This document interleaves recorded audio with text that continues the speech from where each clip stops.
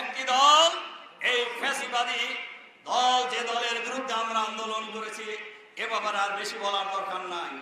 আরেকটি দল অতিরিক্ত দালালি করার কারণে নিজেরাই বিলুপ্ত হয়ে গেছে রাজনীতি থেকে। আর একটি দল অতীতে যখন ক্ষমতায় ছিল, বাংলাদেশকে বিশ্বের দরবারে 5 বার দুর্নীতিতে তারা চ্যাম্পিয়ন করেছে।